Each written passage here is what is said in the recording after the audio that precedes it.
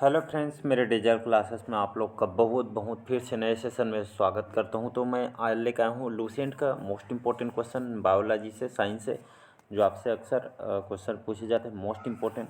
तो अगर पहली बार आए तो चैनल को सब्सक्राइब करके रख लीजिएगा ताकि नोटिफिकेशन आप तक पहुंच पाए। और यहाँ पे हम उन्हीं क्वेश्चन को यहाँ पे करेंगे जो आपकी एग्ज़ाम के लायक है, इंपॉर्टेंट क्वेश्चन है। कोई भी क्वेश्चन यहाँ कराने का कोई मतलब नहीं। यहाँ पे आप कोई भी एग्ज़ाम की प्रिपरेशन कर रहे हैं तो यहाँ पे प्रीवियस ईयर के क्वेश्चन भी यहाँ पे आप लगा के देख सकते हैं।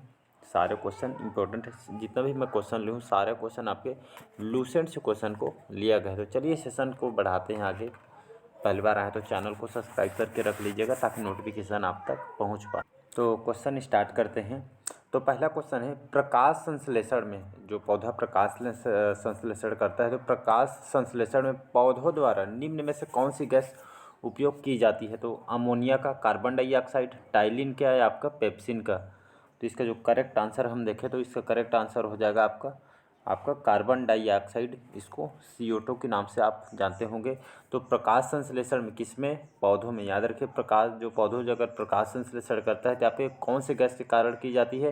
तो आपके कार्बन डाइऑक्साइड के कारण किया जाता है, जिसको CO2 के नाम से जाना जाता है। तो प्रकाश संश्लेषण की जो प्रक्रिया तो आपका तभी होता है जब आपके हरे पौधों की प्रकाश की ऊर्जा का इस्तेमाल कार्बन डाइऑक्साइड मतलब CO2 और पानी H2O को कार्बोहाइड्रेट में बदलने के लिए करते हैं। तो इसका करेक्ट आंसर हो जाएगा आपका कार्बन डाइऑक्साइड। यहाँ पे करेक्ट आंसर हो जाएगा।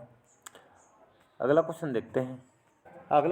यहाँ पे निम्न में से कौन सा जो कथन यहाँ पे सत्य है? तो सभी पादप जो हार्मोन्स होते हैं वृद्धि नियंत्रक पदार्थ हैं, बी है सभी वृद्धि नियंत्रक पादप हार्मोन्स नहीं है, या सी है आपके सभी वृद्धि नियंत्रक पदार्थ हार्मोन्स है। ए और बी यहाँ पे दोनों कथन सत्य है। इसका जो करेक्ट आंसर हम देखें तो इसका सी ऑप्शन करेक्ट आंसर। सभी वृद्धि जो नियंत्रक पदार्थ जो आपके हार्मोन्स होते हैं, तो इसका सी ऑप्शन करेक्ट आंसर हो जाएगा। अगला क्वेश्चन देखते हैं। पौधा का जो पौधा होता है, पौधा का जो वहाँ आपका कौन सा भाग है जो फूल बनने का उद्दीपन ग्रहण करता है? तो तना, शाखा, पर्ण या आपका जड़। इसका जो करेक्ट आंसर हो जाए आपका पर्ण भाग। याद रखिएगा, इसका सी ऑप्शन हो जाएगा। तो पर्ण जो भाग पौधा का यहाँ भाग जो है फूल बनने का उद्दीपन ग्रहण करता है। कहने का मतलब आपका जो पौधा का जो पर्ण भाग है फूल बनने के लिए उद्दीपन का कार्य करता है। मतलब तना जो पौधे का आपका वहाँ भाग है जो प्रकाश की ओर आपका वृद्धि करता है, तो उद्दीपन होता है पर्ण। तो इसका सी ऑप्शन करेक्ट आंसर हो जाएगा। अगला क्वेश्चन देखते हैं। अखरोट में कुल वसा का कितना प्रतिशत होता है? तो 69.8%, 84.4% या 64.4% या आपका 68.4%। इसका करेक्ट आंसर हो जाएगा सी ऑप्शन। तो अखरोट में लगभग कितना वसा प्रतिशत होता है? तो 64.4% आपका अखरोट में कुल वसा का प्रतिशत होता है। तो ये वाला करेक्ट आंसर हो जाएगा। तो वसा इतना प्रतिशत आपके अखरोट में पाया जाता है। अगला क्वेश्चन देखते हैं। वर्गीकरण के 5 जगत प्रणाली में जो नीले हरे शैवाल और आपका साथ ही साथ नाइट्रोजन यौगीकरण, जीवाणु, मीथेन उत्पादक जितने भी और जीवाणु हैं आपके किस जगत में इसको रखे जाता है? तो फंजी, प्लेंटी, प्रोटिस्टा या आपके मोनेरा जगत। तो इसका जो करेक्ट आंसर हो जाएगा आपका प्रोटिस्टा करेक्ट आंसर हो जाएगा। तो जितने भी आपके नीले हरे शैवाल इसको साइनोबैक्टीरिया भी कहा जाता है, छोटे छोटे सूक्ष्म बैक्टीरिया होते हैं आपके। ये आपके सभी जो आपके जीव किसके अंतर्गत आते हैं? तो प्रोटिस्टा के अंतर्गत आते हैं। तो इसको याद रखिएगा। अगला क्वेश्चन देखते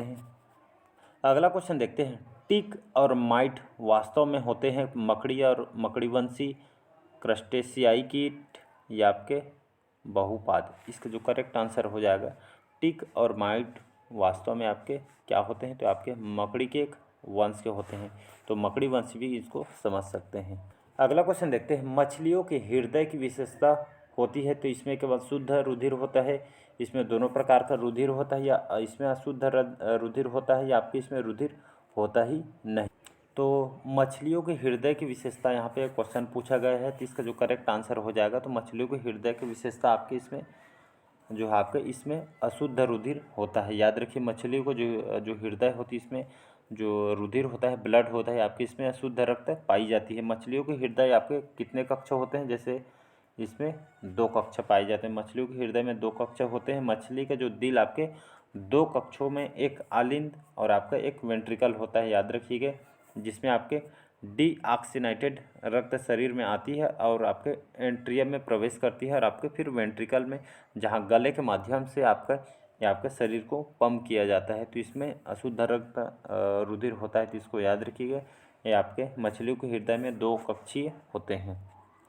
अगला क्वेश्चन देखते हैं। चमगादड़ अंधेरे में उड़ सकते हैं क्योंकि इनमें तीव्र दृष्टि वाली होती है, इस कारण यह तीव्र घ्राण सूंघने की क्षमता होती है, इसलिए यह आपको उच्च आवृत्ति ध्वनि तरंगें उत्पन्न करने की क्षमता होती है, इसलिए यह आपके डी अपने द्वारा उत्पन्न उच्च आवृत्ति ध्वनि की प्रतिध्वनि ग्रहण करने की क्षमता होती है, इसलिए इसका जो करेक्ट आंसर हो जाएगा डी ऑप्शन हो जाएगा। तो चमगादड़ अंधेरे में जो उड़ने का मुख्य कारण है क्योंकि इनमें अपने द्वारा उत्पन्न उच्च आवृत्ति ध्वनि की प्रतिध्वनि ग्रहण करने की क्षमता होती है, तो इसको याद रखिएगा। अगला क्वेश्चन देखते हैं।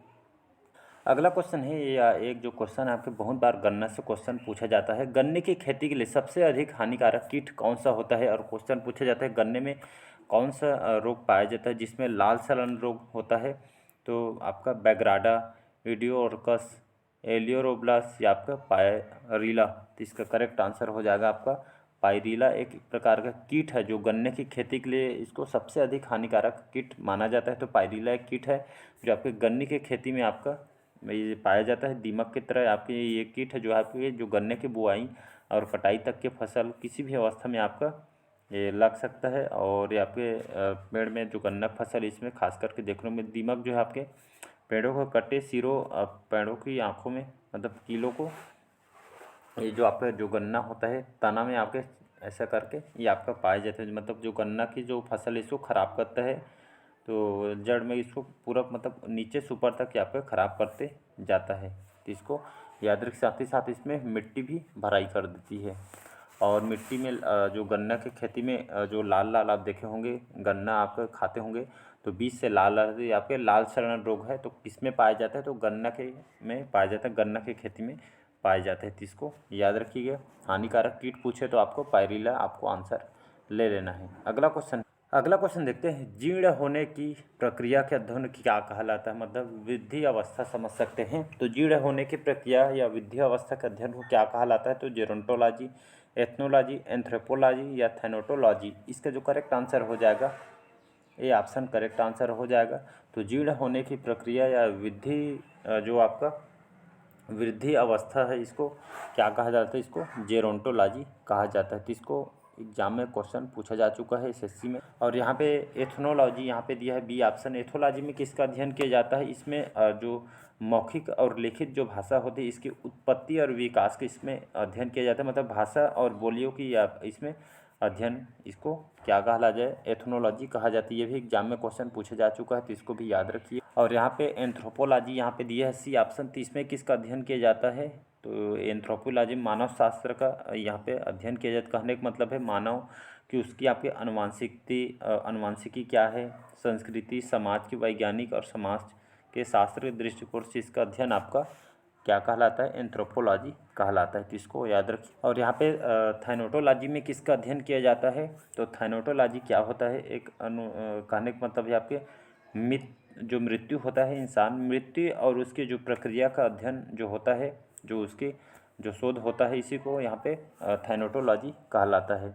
तो ये चारों क्वेश्चन इंपॉर्टेंट है। इसको वीडियो के साथ ही साथ जो क्लासेस है इसको रिवाइज भी कीजिए ताकि आपको जो पढ़ें उसको अच्छी तरीके से याद हो जाए और आपको एग्जाम में कन्फ्यूजन ना हो पाए। अगला क्वेश्चन है, निम्नलिखित में से किस पर रोक नहीं जिसे एथलीट जो एथलीट प्लेयर होते हैं उनके द्वारा प्रदर्शन पदार्थ के रूप में उपयोग में लाया जा सकता है या उपयोग कर सकते हैं। तो मानव वृद्धि हार्मोन, टेस्टोस्टेरोन, एरिथ्रोपाइटिन या कोलेस्ट्रम। तो इसका करेक्ट आंसर हो जाएगा कोलेस्ट्रम क्या होता है, जिसको आपके इस पर रोक नहीं है।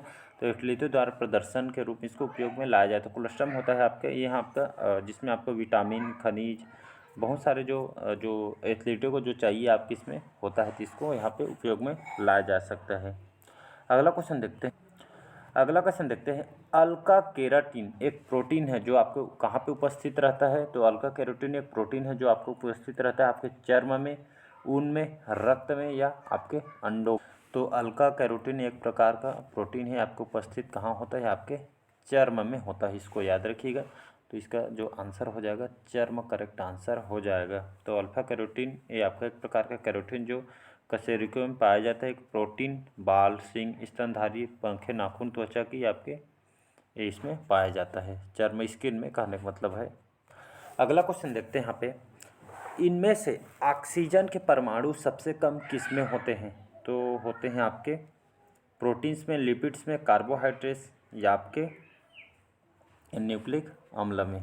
तो इसका जो करेक्ट आंसर हो जाएगा लिपिड्स, इसका करेक्ट आंसर हो जाए। तो ऑक्सीजन के जो परमाणु सबसे कम आपके लिपिड्स में होता है और सबसे ज़्यादा कार्बोहाइड्रेट में होता है, तो इसको याद रखिएगा।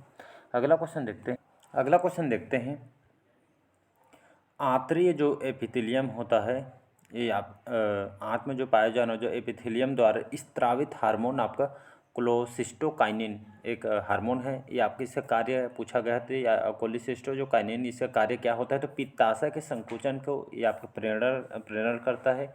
अग्नाशय रस के स्त्रावण का प्रेरण करता है, ये आपका सी है। ये दोनों या डी है, प्रोटीन्स को पेप्टोज में बदलता है। इसका जो करेक्ट आंसर हो जाएगा डी ऑप्शन, प्रोटीन्स को पेप्टोज में बदलना है आपका कोलेसिस्टोकाइनिन का काम होता है। इसको देखें, जो कोलेस्टोकाइनिन एक हार्मोन है, जस्ट मैं बताया आपका, जो भोजन हम करते हैं उसके जो बाद जो स्त्रावित होता है, ये आपका जो हार्मोन है, इसका जो कार्य है आपके जो छोटी आंत के भीतर जो पाचन को सुगम बनाने में आपका महत्वपूर्ण भूमिका निभाता है, मतलब पाचन से संबंधित ये कार्य में आपका काम करता है।